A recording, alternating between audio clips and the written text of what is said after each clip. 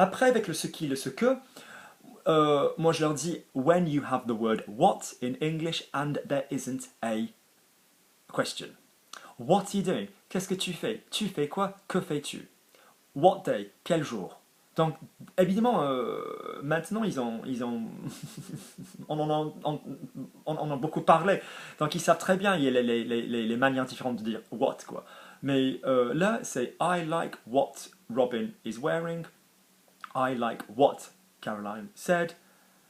Contre I like what is happening in France. I like what or what is interesting is.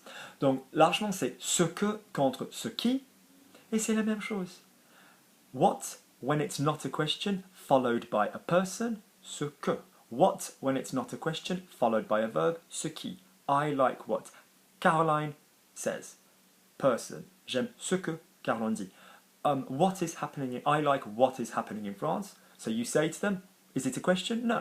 Qu'est-ce qui se passe en France? It's not a question. I like what's happening in France. Donc j'aime ce que, ce qui, lequel.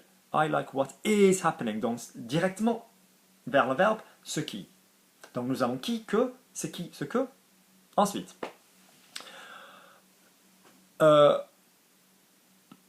quand on commence à introduire une préposition,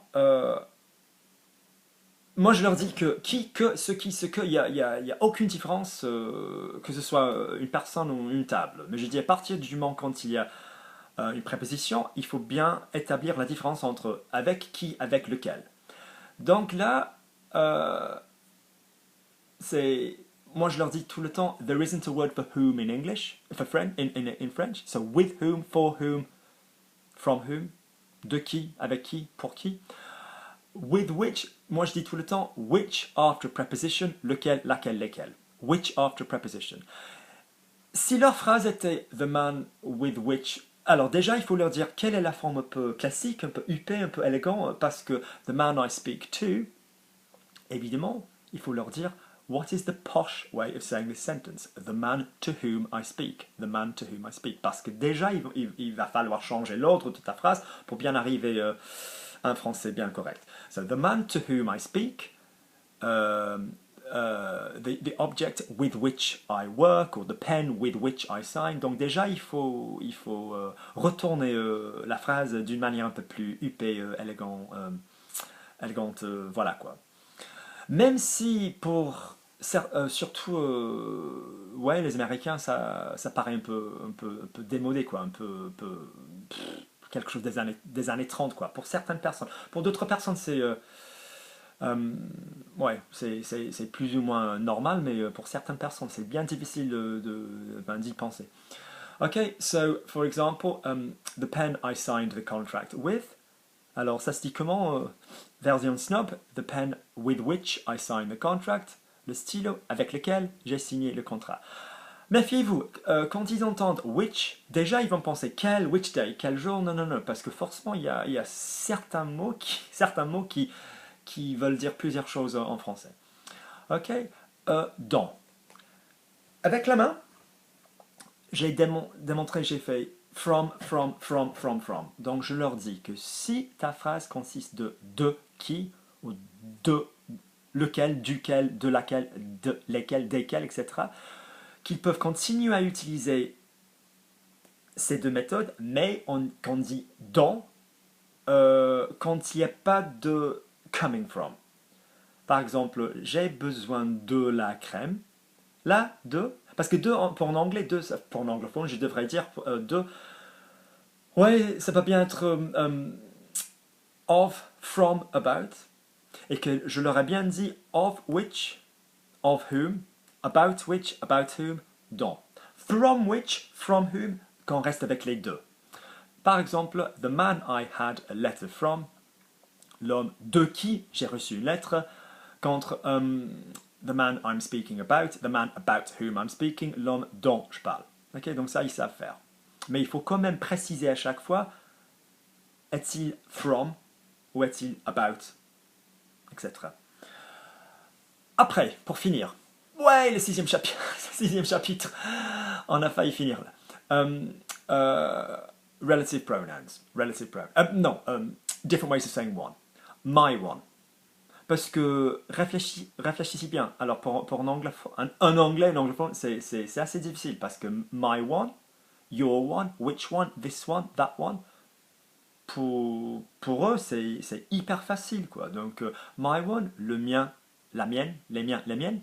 This one, ça, ceci, cela, celui, celle, ce, celle, plus ci, plus là, plus... Voilà, donc déjà, il faut fournir pas mal de ce genre de phrases. The big one, le grand, un grand, une grande, la grande. Which one, lequel, laquelle. Donc, essayez de leur donner beaucoup d'exemples de ce genre de choses. Okay? Mais, en précisant, we don't say the word one. We don't say the word one. Ok. Après, donc, tu commences avec ta petite phrase. Today, I was speaking with Caroline. Aujourd'hui, bravo. I was speaking. Which tense? Which words can you hear? Was. What sound do we need for a was? A. Okay? So, what's the verb to speak? Parler. So, je parlais avec Caroline. Okay? She said to me. How many words in the past? One. She said to me. So, we have a choice. Is it an action? Yes, it's an action. Therefore, auxiliary. Alors ça aussi c'est très utile. Souvent ils vont avoir du mal à... Alors effectivement moi je dis à tout le monde qu'on est égoïste, on est très égoïste. Ça veut dire que la bouche est bien habituée à conjuguer les verbes pour je. Première personne, singulière. Par exemple, je dis souvent à quelqu'un comment tu dis they had. Je sais pas. Comment tu dis I had, j'ai eu, bang, basta. Ça sort de la bouche comme ça, quoi. Ok, donc effectivement, il faut leur dire à chaque fois comment est-ce qu'on le dirait pour toi. Moi, j'ai. Ok, on essaie aussi de développer une mémoire musculaire. Donc ça veut dire, je veux pas qu'ils réfléchissent à bien avant de parler et qu'ils te donnent une phrase complète, bien faite, bien préparée. Non, qui disent j'ai, je vais, qu'en parlant, qu'on trouve ces mots et pas en réfléchissant avant de parler. So, par exemple, she said to me, she said, donc tu lui dis I said, j'ai dit. Ok, action. Donc là, ça c'est quelque chose de très très important. Pattern, template. Ok, template. J'ai dit. Alors, qui trouve déjà j'ai dit. Regarde ton j'ai dit. Alors, ça consiste quoi?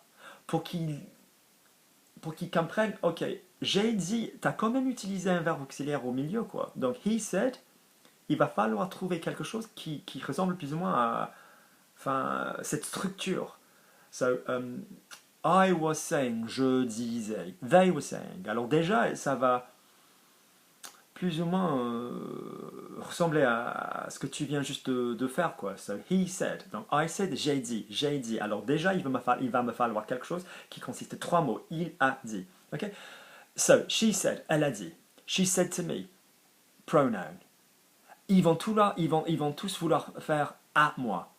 Et tu leur dis bits before verbs.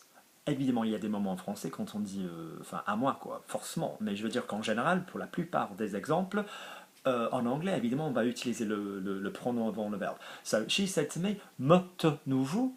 Ah, elle m'a dit. Ok? How are you? Comment ça va? What are you doing today? What? What? Ils ont bien peur des what. Donc, tu leur dis what? There are three methods with the question. Est-ce que, qu'est-ce que? Tone of voice, quoi à la fin? Ou inversion. Par exemple, where does he live? Il habite où? Où habite-t-il? Inversion. Où est-ce qu'il habite? Donc, largement français pour un anglophone, il y a trois manières de poser une question. Est-ce que, qu'est-ce que? Inversion, tone of voice. So, what are you doing today? Alors, tu fais quoi aujourd'hui? Que fais-tu aujourd'hui? Qu'est-ce que tu fais? Et qu'ils sachent très bien que les trois sont corrects. Okay? I'm going to see my mother. I'm going to see her. Donc, I'm going to see, alors tu leur dis, is it going plus infinitive or is it reireront? Parce qu'ils vont penser, oh, it's in the future, so I need reireront. No, I'm going to see her. Alors, je vais voir. Is there an infinitive? Yes, there's an infinitive, so pronoun before the infinitive. Je vais la voir. Because you say, I'm going to see her. What is the main verb? To see.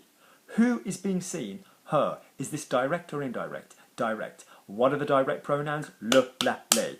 What are the indirect pronouns? Lui, leur. What's the reflexive pronoun? Ce. Parce que par me, te, nous, vous, tout ce qui leur reste sont des ce, lui, leur, le, la, les. Okay? I'm going to see her. Je vais la voir. Okay? Quand il parle, la chose la plus importante pour moi, c'est qu'il, déjà, après avoir réussi à sortir leur petite phrase, pour moi, la chose la plus importante, effectivement, ça reste la connexion.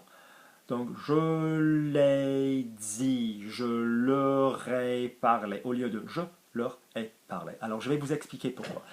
C'est parce que, effectivement, chaque mot en français est correct pour un anglophone. Quand ils savent très bien que, après avoir bien dit un mot en français, ils vont se dire oh, that was correct, that sounded correct. Il est. Yeah, il est. Ouais, est-ce que j'ai déjà entendu il est à un moment donné? Oui, il est. Ouais, ouais. Ouais, il est. I'm happy he came. Je suis content qu'il est venu. Comme ça, oui, il est, ça pose pas de problème. Ils vont pas forcément savoir que, tu vois, qu'il vient juste se tromper, quoi. Donc, je suis content qu'il soit. Je suis content qu'il soit, alors pour qu'il développe la musique de tourner une phrase bien correcte. I was speaking with my mother when... nanana. Donc largement, tu continues comme ça. Les petites phrases. Ok, pour finir, pour terminer, quelque chose qui pour moi est tellement important. Rien à voir avec leur niveau de compréhension, de vocabulaire, de quoi que ce soit. Effectivement, pour bien parler une langue, comme vous devez tous savoir, parce que vous êtes déjà, si vous êtes en train de faire ce que... Voilà, si vous êtes en train de les aider, évidemment, vous avez un bon niveau en anglais. Donc, des fois, ça n'a rien à voir avec... est-ce que quelqu'un a une petite faiblesse vocabulaire, ou il n'y a pas d'autres mots, machin, ou ça c'est un peu argot, un peu, je sais pas, de la rue, une expression colloquiale. Des fois, simplement, il n'y a pas une manière de dire quelque chose qui existe en anglais et en français, ou l'inverse, quoi. Donc moi, j'utilise un système qui s'appelle Go Round It, Go Round It, Go Round It. Donc, I got to... Got. Les got, par exemple. I got a bottle. I got to the station. I got arrested. Je cherche, j'achète, je suis arrivé, je me suis fait. Alors, ils ont besoin quand même déjà en anglais, il faut redire leur phrase d'une manière, simplement que ce soit une manière plus simple, ou plus difficile, ou juste une deuxième manière de le dire. I get on well with Luke. Évidemment, vous allez pouvoir leur dire, je m'entends bien avec Luke. Mais déjà, can you say it a different way? Luke is my friend, I have a good relationship with Luke.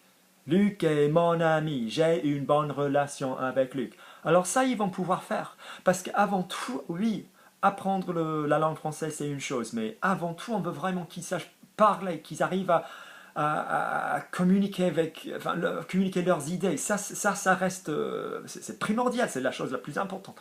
Ok? So, it's freaking brilliant that we've done this. Freaking brilliant.